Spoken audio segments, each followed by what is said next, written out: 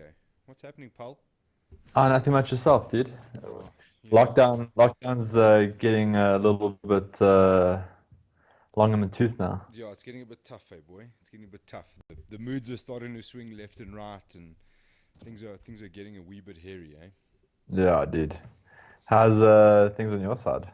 Yeah, okay, bro. Okay, like it's some days are okay, some days are a bit tough, but we do what we do. There's Yeah. not much we can do about it, unfortunately. I'm just hoping that there's a bit of talk about trying to get my industry back in and back on track and doing takeaways and stuff. I'm just fucking hoping for something, dude, because this is getting a bit hectic. Yeah, dude, you know the problem is like they need to start phasing all the industries back in, like you could obviously like coming into April, hopefully we're all allowed to start socializing slightly. Mm, Um, but like they won't go big bang. Everything's going to be phased. Like we're going to get to the end of April and it'll be like, okay, cool. These are the new set of limitations for everyone, yeah, and it's going to keep going like that. So, but hopefully they can get some of the other industries up and running before the end of April, like yourself in the hospitality industry, and um, yeah, yeah, maybe get construction going again. I don't know. it's a weird one, dude. It's a super weird one because, like, I don't know, man. I don't know if you listened to that disease specialist that was on Joe Rogan a while ago, like before everything kind of hit the fan.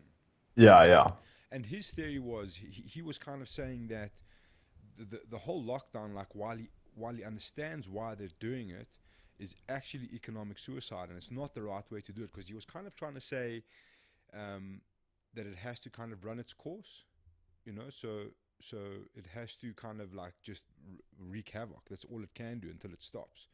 And he's like, these sort of lockdowns and that won't really stop anything. But I don't know, man. It's a tough position for everybody, I think. Oh, we've lost you there, buddy. Hello? Oh, you're back. can you hear me? Yeah, audio went dead. Oh, okay. If you think about it like this, right? Uh, we had one person obviously fly in from Italy or whatever with the virus, and then it became widespread, and I think there was like 16 international infections, and then we got the first local infection. Yeah, But you only need one person. So like when we come out of this, we're still going to have 2,000 infected individuals, yeah, right? And you only need one person to re-trigger it again. yeah, So then this whole like 5-week lockdown is going to have served no purpose because the whole thing's going to be triggered again. And so I was watching one of these guys, I can't remember who it was. They were just talking about it, and might have even been that same guy on Joe Rogan, on a separate. Oh no, sorry, it was something that Don sent me, and he was like, uh, like you're not going to stop it. Like you just like the guy on Joe Rogan said, he's yeah, like you have to let it run its course, and certain people won't be affected at all, but a lot of people will be affected. And one day when we have a vaccine, then everything will calm down. But like he's like, this isn't going to disappear tomorrow or the next week or in 2 months' time. Like we're still going to be dealing with this next year yeah, until the vaccine comes out. So it's kind of shitty because both my businesses operate on having to be out and dealing with the people. So this whole lockdown period, like you don't earn any cash, and like you don't know what type of business you're going back to, like once everything's up and running. yeah, Because people are also like a little bit like in panic mode. They canceling memberships or freezing memberships, and they don't want to do the things that they originally planned on, like development wise. And so like you don't know what type of world we're gonna come back to even when this lockdown does end. So it's a little bit weird, but hopefully it all works out. yeah, dude. It's scary. I think a lot of people are scared. Like it dawns on me every now and then. Like the thing is, you've kind of got to stay informed enough to know what's happening, but also be naive enough to just know when to switch off and just because I mean like it's I keep trying to remind myself that this is fucking completely out of anybody's control. You know Yeah, what I mean? 100%. Whatever's on the other side, whether good, bad, worst case scenario, there's absolutely fuck all. I mean, obviously there are things that you can do, but I mean, dude, like it's not a great outlook. It's a weird scenario. Like it's I don't know, man. Sometimes I like get really angry thinking about it, and I'm like, all because some fucking twat wanted to chew on a bat. If that's even fucking true, who knows, dude? Who knows what the fuck's going Yeah, on? it's so frustrating, bro. I saw that Woolworths and Pick and Pay they got like that shoppers union or whatever, Yeah, yeah, and they negotiating only paying 20% rentals now to the landlords, which makes sense for them, but then like you also have to look on the landlord side. A lot of those guys have built those shopping centers based on credit. You know, yeah, like they got money from the bank. They still got banks to pay back. Uh, so like there's such a massive ripple effect on everyone.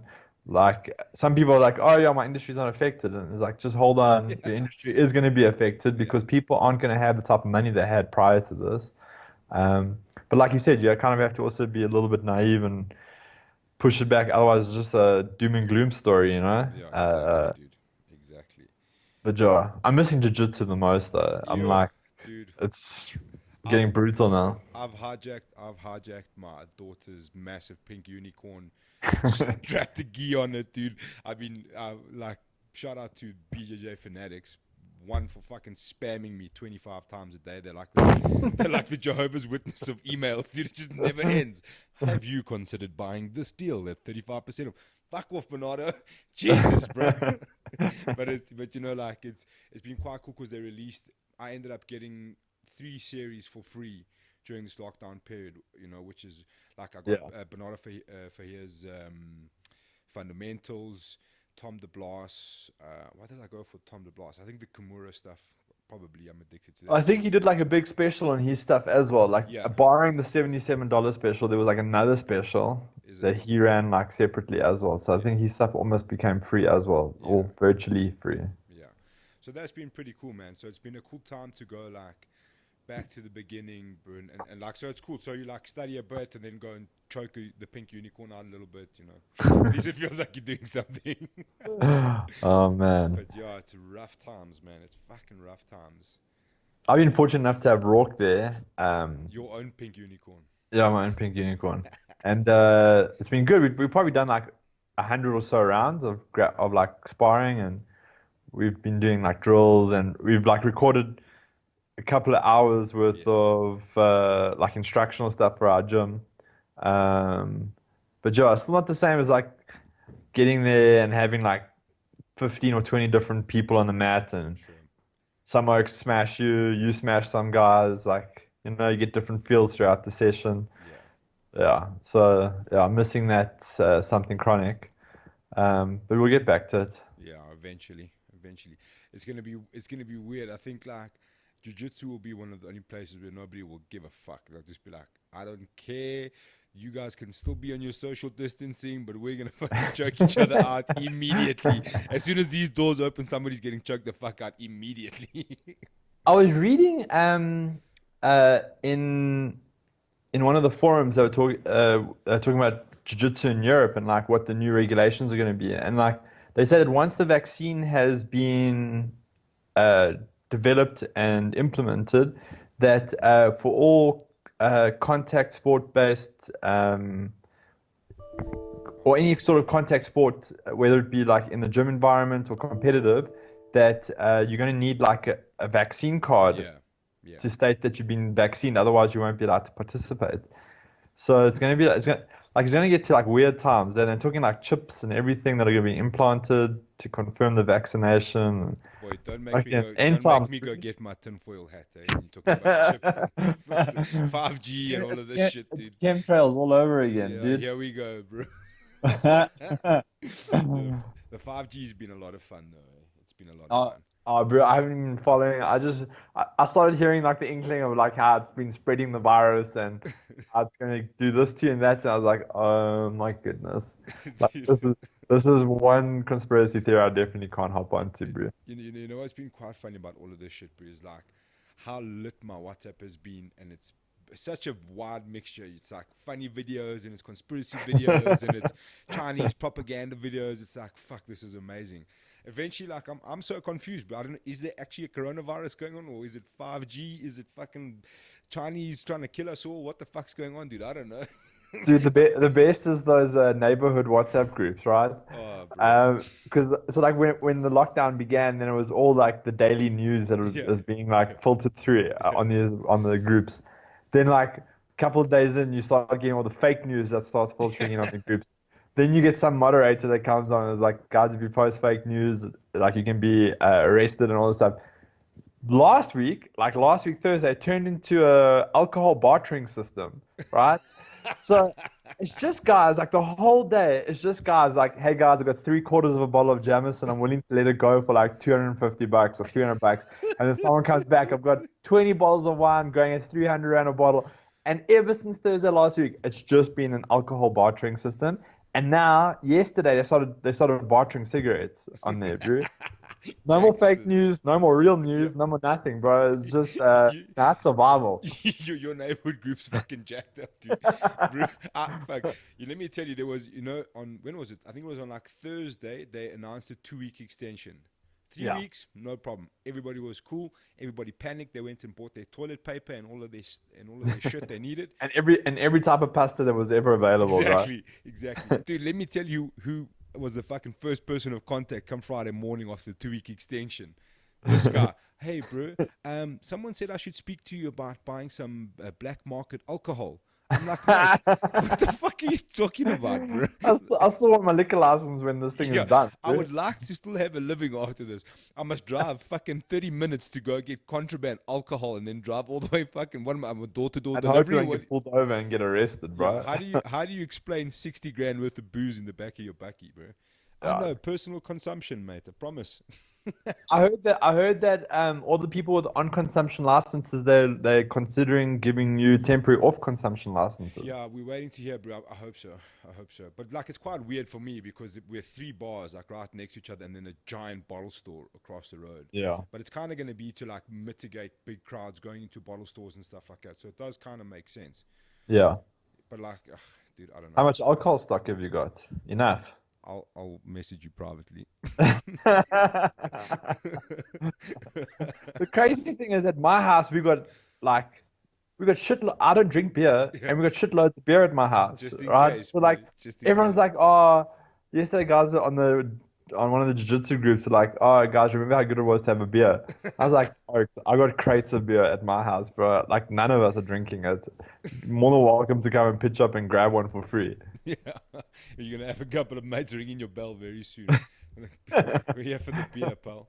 Yeah, it's fucking nuts, bro. What did you make of? I mean, obviously one of the biggest fuck ups is there's no sport, never mind anything, but the MMA. What did you make of the whole UFC 249 and Fight Island and all the crap that was going on?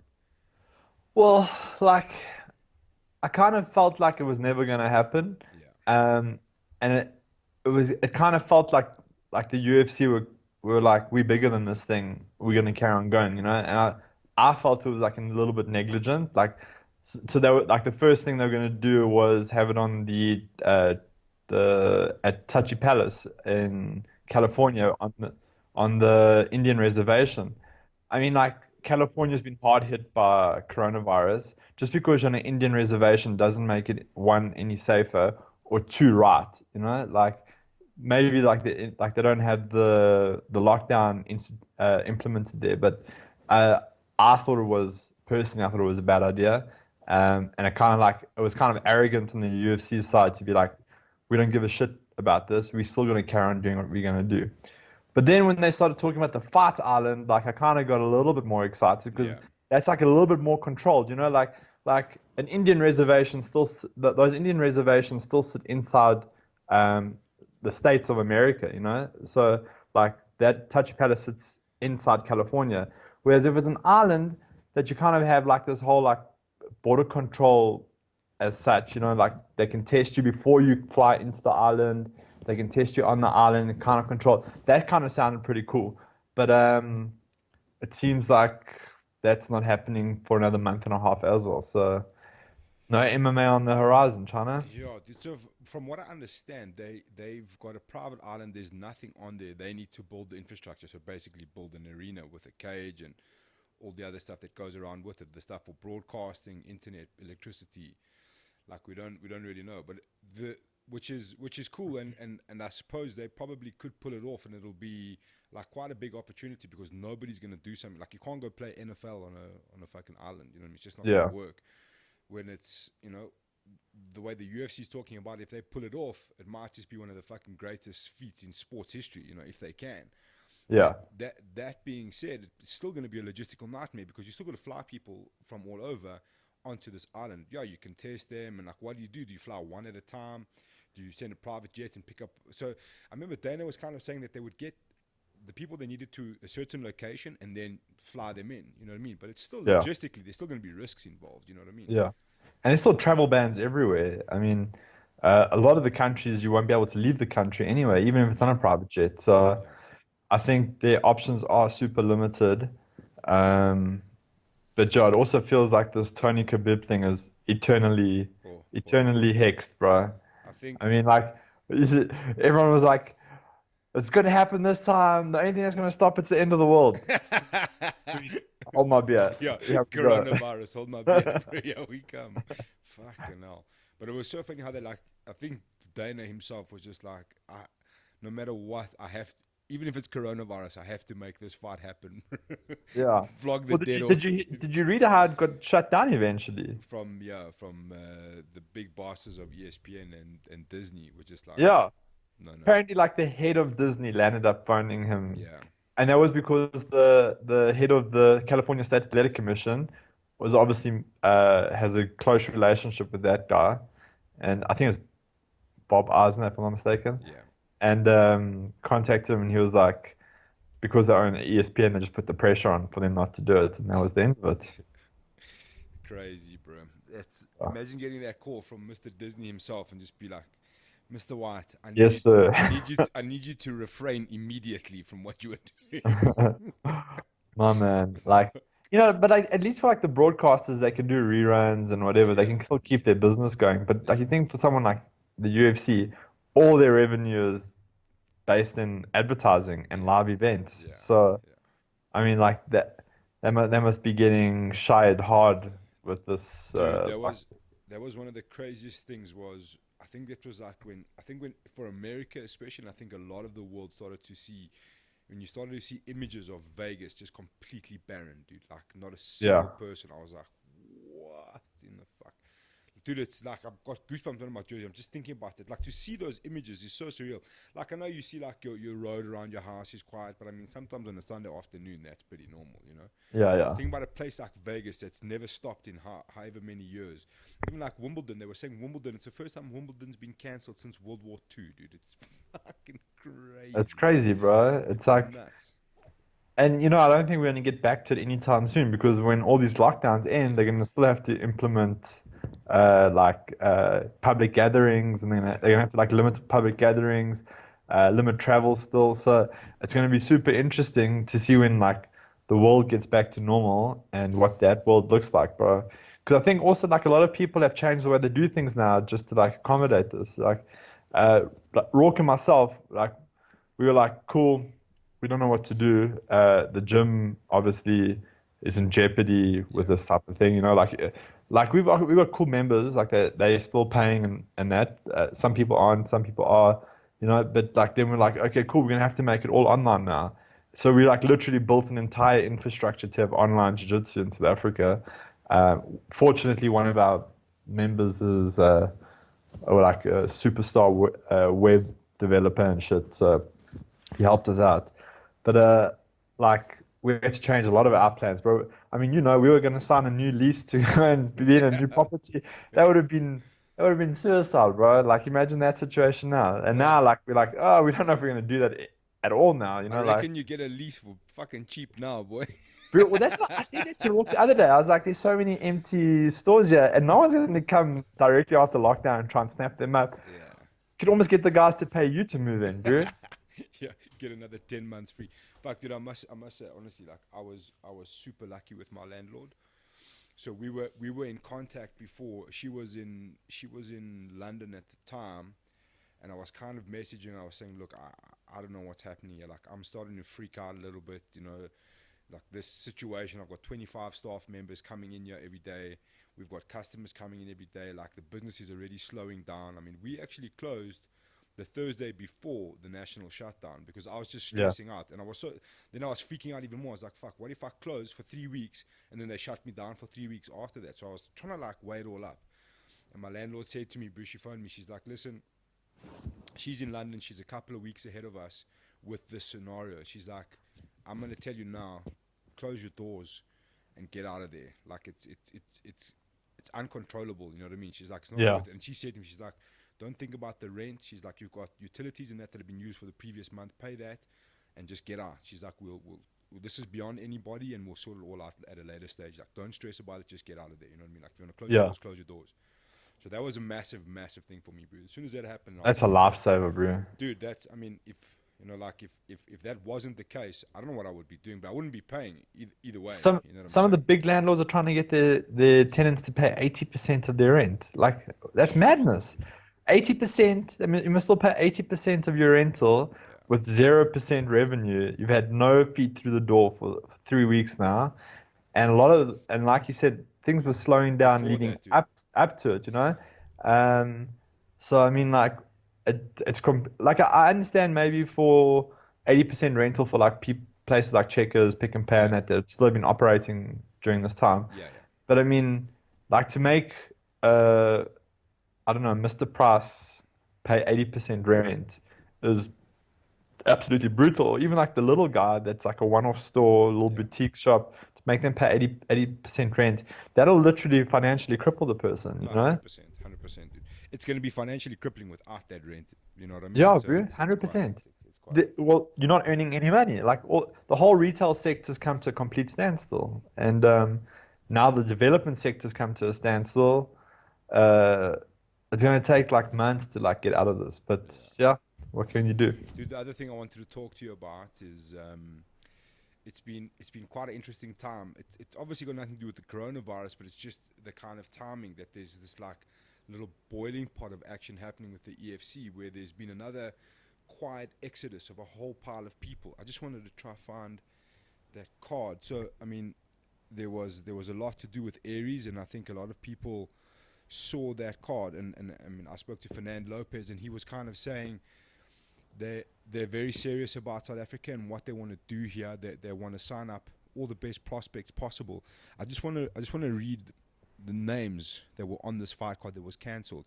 And from what I understand, this card was the card that was going to take place in South Africa Yeah. before coronavirus. So you got Dallas Jacoby, Devin Crinier, Tabani Ndebela, Brennan Lazar, okay, Alan Badeau, who's still waking up from his terror.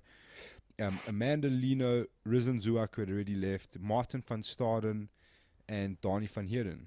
It's pretty crazy. So, my first question on there, one is Donnie's one championship thing come to an end. He was a one and done on the Warrior series, and that's it. Well, yeah, I don't know exactly how the Warrior series works, but it might be something along the lines like you carry on competing at the Warrior series if you can to get that contract kind of thing. So he Okay. might have just jumped ship for a better opportunity, or it might be a one-off. You never know. Yeah, yeah. The other thing is like a lot of those fighters have been inactive, Yeah, barring obviously Brendan Lazar and Devon. Tabani hasn't fought in a hot minute, and Amanda, barring her lone appearance in the last 2 years against Manon, also hasn't been super. yeah, Uh, but Manon's also jumped ship. She's at Brave now. yeah. So yeah, there has been a massive exit from the EFC in terms of like higher level fighters. Dude, Um, on top of that, um, there's a lot of indicators that Temba has moved on as well. So I mean, we had Justin Smith on the show who was quite determined that Temba's going to give up. He's going to be relinquishing that title. I don't know how true that is, but that's what we're hearing. I mean, he has signed with international management, which would suggest that he's moving on. yeah. On top of that, Has he announced what management company yet? first round management, yeah, he did announce. On top of that, you've got Igor Cabeza, who also signed for first round management, and word on the street is that he's also on his way to an international promotion. So, dude, this is what I was looking at. Okay, so women's strawweight, which was Karolina Kowalkiewicz, Yeah. she's jumped ship. She's at Cage Warriors, right? No, no, no, she's with Brave now as well. Oh Okay. wait, she was trying to. She either has a fight or she was trying to get onto a fight with KSW. So she's far removed from the EFC. Yeah. Women's flyweight, Manon jumped ship. Women's bantamweight, Amanda Lino jumped ship. Jake Headley, flyweight, not coming back. Faiz Jacobs is here, he's been inactive. Featherweight, Iga Cabeza, gone. Joe Cummins, lightweight, probably not coming back, more than likely, especially now. Welterweight, Temba Garimbo, seems like he's leaving. Then you've got middleweight, Dricus Du Plessis, and light heavyweight, Simon Byong, who I'm told has signed a fight in the US. I'm not 100% sure where it is, possibly like a contender series, something along those lines. But they're fighting for an interim title, which suggests that there's going to be a long pause. And I can pretty much guarantee that interim title is going to become the light heavyweight title when it eventually happens. Yeah. And then Jared Van Der Rij in the States, and like we said, I don't think he's coming back. So you're literally left with Faiz Jacobs and Dricus Du Plessis as Yeah. champions in the EFC. It's a weird time. I mean, Dude. the recruitment drive needs to be massive from the EFC side if they want to keep their roster active and live and going. It's sad because like we actually, like even with the thought of Aries coming in, Yeah. like it doesn't mean a lot for the local guys in to get like a lot of sorry, am I back there? Can you Yeah, see yeah, me? yeah, yeah, yeah. You back? Uh, you won't get like a lot of like the low end guys won't get any fights, like regular fights. They'll have to try and build the name internationally. So the amount of fighters you're going to see being cultivated out of South Africa is going to drop drastically in the absence of the EFC. So like I think the local fight scene needs the EFC to thrive and Yeah. needs to have life in the EFC. Um, because yeah, without that, I think the industry will take a massive knock and push us back a couple of years. I know everyone shits on the EFC all the time. Oh, they don't pay enough money. But at least that there are someone that is paying something, Yeah. and they are cultivating some sort of industry here. Whereas in their absence, there will literally be nothing. There's not even the inkling of another professional promotion in South Africa. So yeah, I don't know what. I hope something big happens. I mean, the thing that we were all praying for was some sort of international investment into the company to kind of spark things up. But I think that if there was any hope of that, that's definitely dead at this stage with what's happening globally. So I don't know. I got faith that hopefully the Howarths can pull something out of the hat. Look, my thing, and it's like becoming like a broken record, is that it's not entirely up to. I mean, obviously there's a financial problem, and it seemed like Cairo had gotten really close. When they announced Cape Town, it kind of meant that something had happened. You know what I mean? Because that's what they were banking on. Cape Town was being held back for the release of funds from an investor, kind of waiting to see how that all panned out. And then Cape Town was announced. You know what I mean? Yeah. So I think from that end, things are going okay. The end where there's a problem is recruitment, is uh, athlete satisfaction and happiness. And like this is my argument. A lot of guys say the EFC treat you X, Y, Z, and it's like take it or leave it. And I'm like, that's MMA. I think globally. I don't think Yeah. any promotion's like, oh, how can we help you today? Okay, sorry, we can't help you with that. It's like, listen, dude, this is the fight that's on the line. This is the purse.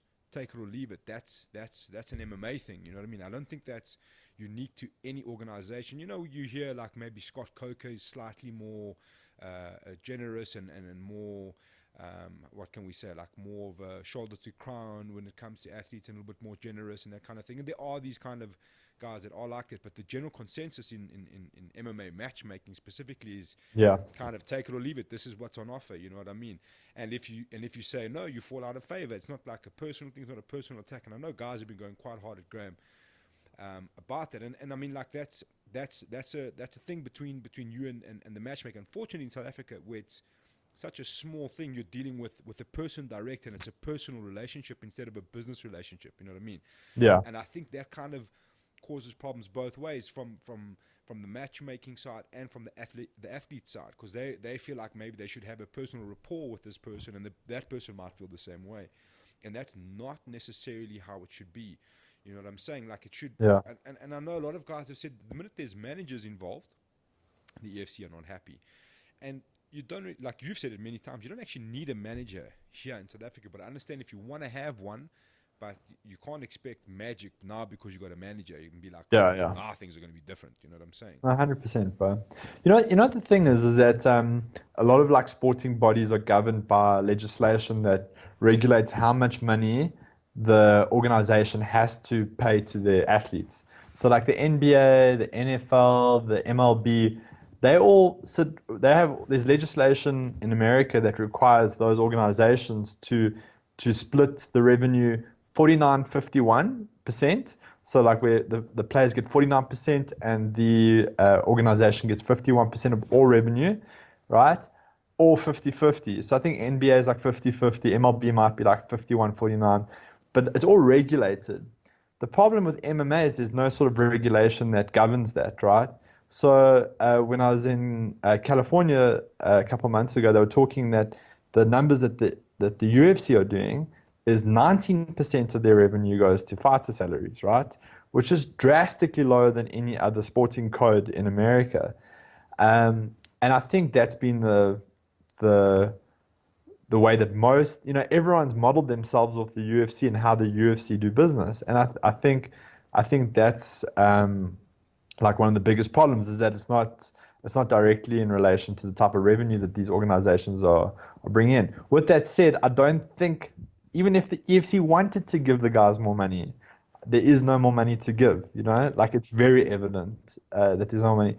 And what really does boil my blood is like, I always like try and back the fighters as much as I can, but like a lot of these guys sign these contracts for these purses, and then they go and they fight, they finish the fight, and then they bitch about the purse, right?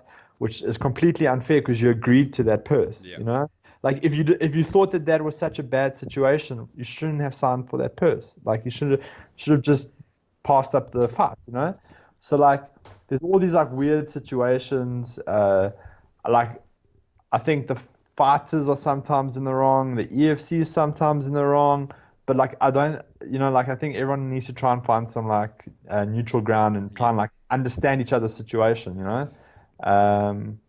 But yeah, I wouldn't be surprised if there's even a bigger pay cut when we come back. Yeah, the purses are even lower.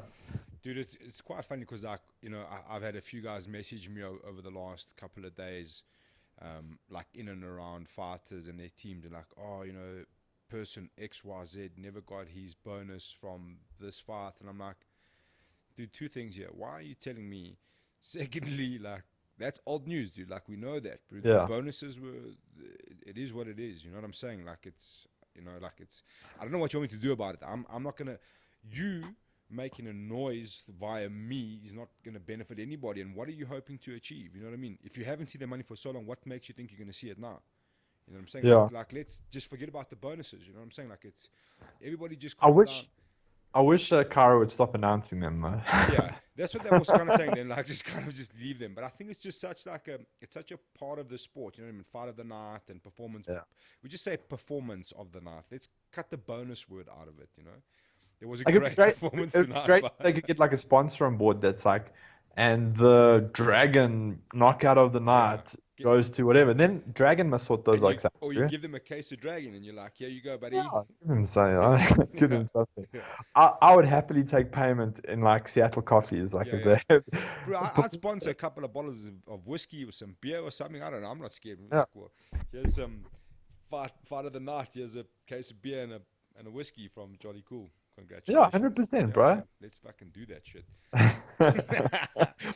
Well, if we never get back up and running with the hospitality industry, we can just take all your surplus stock and we can just pay fighters in alcohol. Yeah. Start our promotion. Sounds good, bro. Sounds good. You you'll earn. Your fight didn't go. It's 6 cases to show and 6 cases to win, mate. Oh Be the man, drunkest promotion on earth, bro. it'll be epic, bro. Yeah. But the other side of the coin is that perhaps budget still rolls in, broadcasting budget, and the EFC gets to hold back on a bit of funds. There's times that they're not putting shows on, so maybe we'll see this like come to life when this is all over, whenever that is. Dude, I hope the EFC come back with the biggest bang and they flipping knock it out the park and the MMA's alive and well by the middle of this year, by the end of this year. That would be amazing. But yeah, they dealing with the same things that everyone in their personal lives are dealing with now. So The same it's cuck hectic. that you're going through, they're going through. So Yeah, dude. yeah, They forget like that, like the UFC is like hundreds of people. The EFC is like a handful of people that run the entire show. Like it's not like there's all this financial backing and there's this big machine that's just churning out like these various avenues of revenue and like it's like a couple of guys just like doing the best that they can do with what they've got currently. Um, yeah, so I don't know. It's hectic, but I hope things turn around for everyone in this industry. 100%. And I hope everything turns around for all of us. My boy, it's been good to have a chat with you. Hope you staying safe out there, and hope everybody listening is not pulling out their hair. Did you see? I went with the full on Nice, the nice. Kojak, bro. We're starting a trend here, Yeah, bro. yeah. Starting a trend. If Rourke hasn't cut it by tomorrow, bro, we've got to cut it in his sleep. I Bro, I think. try to convince that oak, bro. Like he's so soft about it. He's like, no, no. Have you seen my hair? Yeah, just go and do it. Just shave it off. Shave it Exactly, off. bro. Grow yourself a little bit of a beard. Like, be a If manly there man. was ever a time to do it, boy, it's now. You don't have Yeah. to worry about going to I was get your like, hair like cut or anything. we shoot. We're Just like we're shooting crossbows in our garden here, dude. Like compound bows in our garden here, bro. Like, man. you can't be coming with styled hair, shooting bow Yeah, and bro. arrow, dude. What's wrong with Gelled you? hair and a compound bow don't go hand in hand, China. 100%. So please use the hashtag Shave Rourke's head. That'll be great. Let's get that movement going. He's definitely got to get it done. Good to see you, my boy. We'll chat soon. Stay safe. Hundreds, bro. Have a good one. Cheers out. Ciao.